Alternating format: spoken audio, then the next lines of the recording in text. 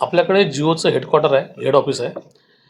5G सेवा जी आहे जिओची, त्याच्यासाठी जे डिव्हायसेस बेस बँडचे आहेत, ज्या ज्या ठिकाणी ते इन्स्टॉल केल्या गेलेले अशा डिव्हायसेसची चोरी होण्याचं प्रमाण वाढलं होतं.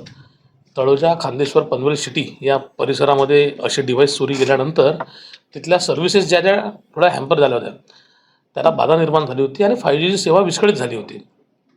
कारण जेव्हा शोधायची सुरुवात केली त्यावेळेस आमच्या सेंट्रल युनिटचे PI सुनील शिंदे आणि त्यांच्या टीमनी याच्यामध्ये तपास सुरू केला आणि त्यांना असं कळलं की काही लोक, एक गँग आहे जी गँग हे डिव्हाइस पर्टिक्युलर चोरतात.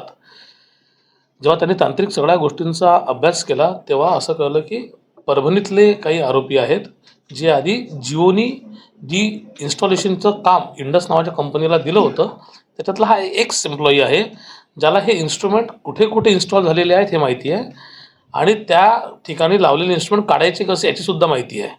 त्यांनी हाताशी त्याच्याच गावचा परभणीच्या आणखी एका व्यक्तीला हाताशी घेतलं.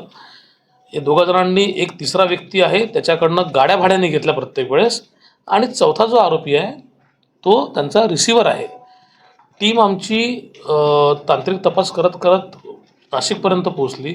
तिथनं काही लोकांना ताब्यात घेतलं, तिकडनं मालेगावला गेली, मालेगाववरनं सटाण्यामध्ये गेली आणि रात्री त्यांनी सुरू केलेलं ऑपरेशन हे दुसऱ्या दिवशी दुपारपर्यंत संपून चारही आरोपी आणि चोरी गेलेले 12 इन्स्ट्रुमेंट म्हणजे नवी मुंबई पोलिसातले पकडून इतर टोटल 13 गुन्हे त्यांनी ओळखीस आणले आहे, ज्यामध्ये नवी मुंबईचे, रायगडचे, ठाणे ग्रामीण, ठाणे शहर, मीरा रोड आणि मुंबई या विविध युनिटमधले हे गुन्हे आहेत. या गुन्ह्यामध्ये आतापर्यंत आपण 4 आरोपींना अटक केलेली आहे. 13 ब्रॉडबँडची इन्स्ट्रुमेंट आपण जप्त केलेले आहेत. त्या व्यतिरिक्त वाहन आणि मोबाईल असा 56 लाख रुपये किमतीचा हा एकूण मुद्देमाल आहे, ज्याची 100% रिकव्हरी झालेली आहे. याच्यातला जो मुख्य आरोपी आहे ज्याचं नाव आहे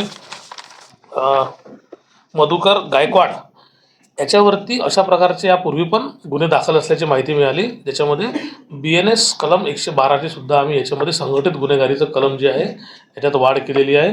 चारही आरोपींना सध्या 8 जुलैपर्यंत 11 जुलैपर्यंत आज तारखेपर्यंत पोलीस कोठडी दिलेली आहे.